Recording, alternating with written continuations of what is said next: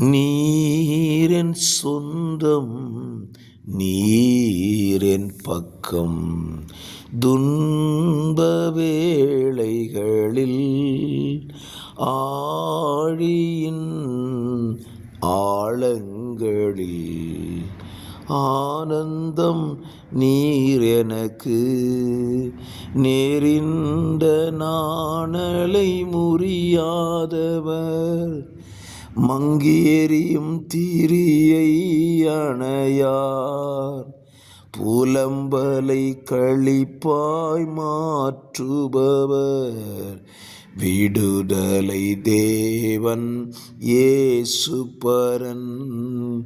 நீரென் சொந்தம் நீரென் பக்கம் துன்ப வேளைகளில். ஆமென்.